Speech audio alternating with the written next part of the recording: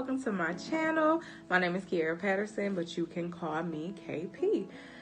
Now, before we get started, if you guys could like this video, share it for me, and subscribe to my channel. I plan on uploading a lot of different content, so if you guys could subscribe, I really would appreciate that. Also, click that little notification bell, and we can all be a part of the KP gang, okay? So today we're gonna get started with talking about the process of getting approved for weight loss surgery. I wanna preface by saying that there are different criteria for every insurance company. People want you to have certain things or do certain things before you get approved, and that varies depending on what insurance you have. But I just want to tell you about my experience that I have with getting approved. So let's get started. So let's start off with my stats. So at my initial consultation with my bariatric surgeon on January 31st of 2019, I was 364 pounds. Now this is the highest weight that I've ever known myself to be. My husband is gonna get me for that. He hate the thigh pop. He hate that. But anyway, my surgery weight was 336. I had surgery on March 25th of 2019, and my current weight is 280. So I'm about 56 pounds down from my surgery weight, and I am 84 pounds down from my initial highest weight. Okay, so the first thing that you're going to want to do is speak with your insurance company. That was the first piece of advice that my bariatric clinic gave me before I even went in for an initial consultation. And the reason they want you to do this is because your insurance is going to let you know where you can go be seen, what needs to happen before you can be approved for surgery. There's a lot of hoops that you have to jump through. If you've ever dealt with medical insurance at any capacity, you know that nothing is just straight through. There's always a ton of things that you have to do, especially when you're trying to get approved for certain things, certain surgeries, certain procedures, things like that. Weight loss surgery is no different. I will tell you my experience and what my insurance company told me. Normally, if your BMI is in a certain section, let's say if your BMI is between 35 and 45, then they would make you go on a diet for 6 months before you could be considered for weight loss surgery, and it had to be documented by your doctor. Now, if your BMI was 45 or over, you could skip over that diet part. That was me. My BMI, goodness, I think my BMI was like 55 or something like that at the time. So I did not have to go through the diet process beforehand, but a lot of people will. And that is something that's not really known. So this is why talking to your insurance company is so important, because a lot of people go in thinking, I'm about to have this surgery, and there's a lot of things that you have to do beforehand. So make sure you speak with your insurance, and they will tell you where to go. Okay, so you've spoken with your insurance company. They let you know where you can go for your bariatric consultation. You go to that, and afterwards, you leave with a lot of information and a lot of appointments that you need to make. The first one that I made was my psychiatric evaluation. A lot of people do not know, but that is a requirement if you want to have weight loss surgery.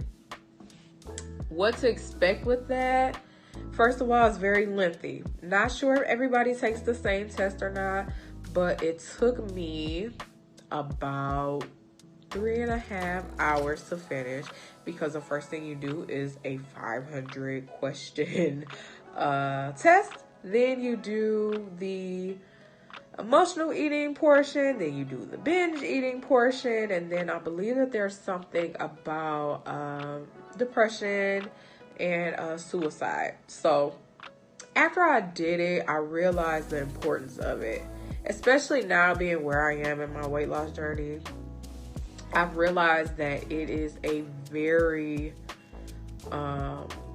mental experience. Aside from losing weight, the physical part is, pretty known, but people don't think about the mental aspect of it. There's still days where I'll go to the store and pick up a size 28 pant. I don't wear that anymore. It takes your mind a while to catch up with your body and the weight that you're losing. And the purpose of the Psych Eval is to help with anything that they may see beforehand that may need to be paid attention to. If you have depression and they see that beforehand, that is definitely something they want to help you with. If you are an emotional eater or a binge eater, that's something that they want you to get control over or get help with before your surgery. Because if you have your surgery and you lose the weight and you still have these issues, then it won't help. The surgery won't help what's going on up here. So the Psych Eval, while it's lengthy and it's tedious and some of the questions are repetitive, it's very important that you do, and it's very important that you take it serious, because the person who administers this test for you, they have to submit that to who? Your insurance company.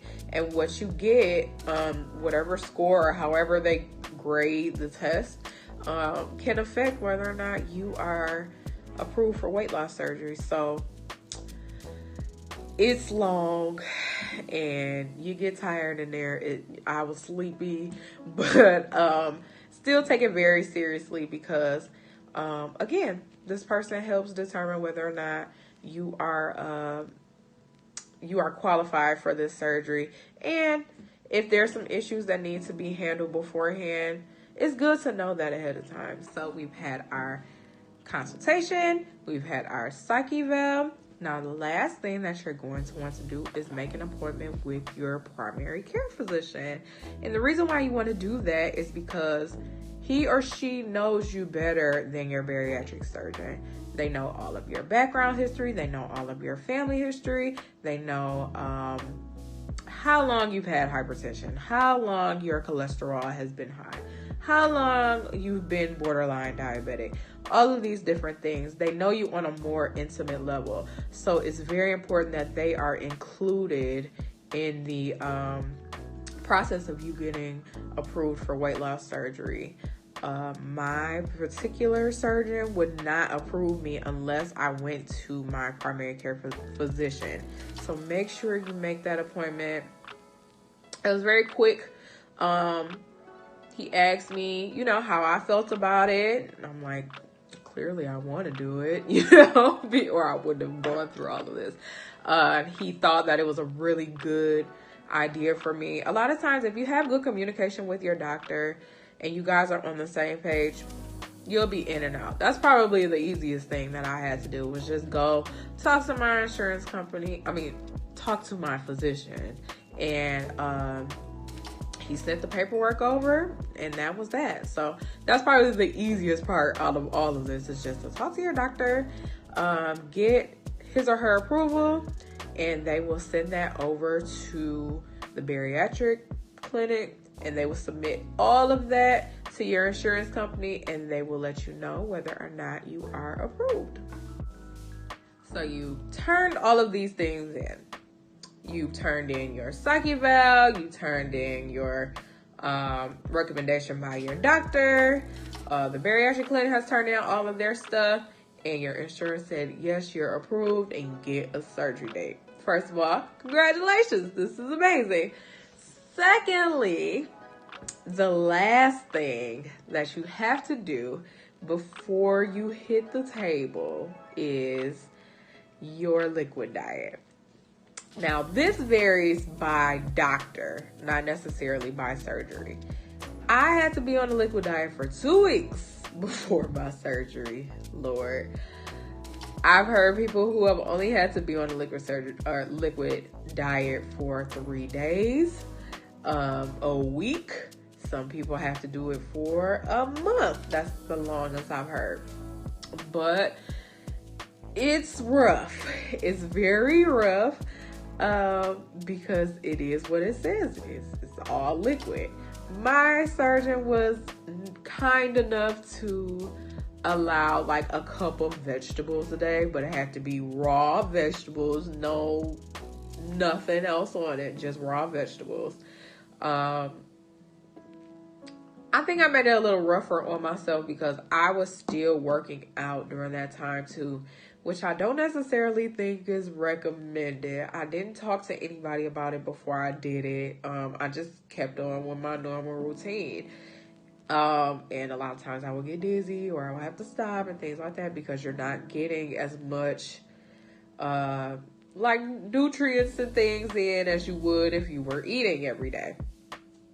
The liquid diet that I did consisted of shakes, lots and lots of shakes.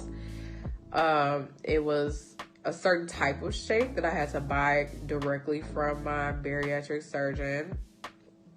And I had to drink X amount a day, along with X amount of water a day. So it was rough because not only was I still working out, but I have a husband and a stepson at home, and they were not on a liquid diet. So it was like, yeah, this is cute for you, but what are we eating tonight? And I don't think they meant it in like a mean way or anything like that, but they're just used to me cooking. So I still was cooking meals. My grandmother cooks every Sunday. I was still going over there every Sunday with my shakes. So I really was torturing myself. Don't be like me. Try to stay out of those situations. Stay away from those dinners, things like that. Turn in early, all those things just to help the days go by a little bit quicker because it's rough to go from eating really whatever you want to eat to not eating anything. It's very hard. So don't take that liquid diet lightly, but please stick to it because the purpose of the liquid diet is to shrink your liver. Statistically, overweight people have larger livers than those who are not overweight. So that liver, if it's too large, will block your stomach. And when they're going in laparoscopically, which is the goal, nobody wants to get cut open. So when they go in that way, if your liver is too big, they won't operate on you.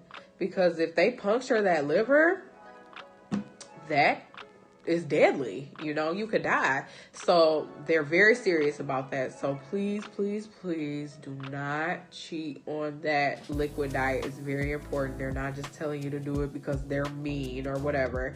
And not only does it help shrink your liver, but it also helps with post-op because you're going to be on a liquid diet for a couple weeks after that as well, which I'll do a video about post-op as well. But the liquid diet is to be taken very seriously, so don't cheat on that. Don't try and get by doing half liquid diet, half food. They won't be able to tell the difference because you will be disappointed. They will not do the surgery on you if you don't do that liquid diet. So please stick with what your doctor says, whether it's a week, 3 days, 2 weeks in my case. Make sure you are doing what they tell you to do. And I think that's gonna wrap this video up. So thank you so much for watching. Sorry if I sound a little nasally. I am sick, okay? But I wanted to get this done.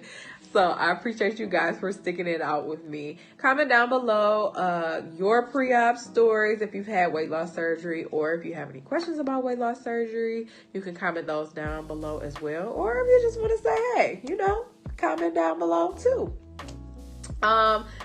Feel free to like, share, and subscribe. Like I said, if you want to be a part of the KP gang, because the KP gang is lit. Period. Okay, so I'll catch you guys on the next video, and until then, feel free to have an amazing day.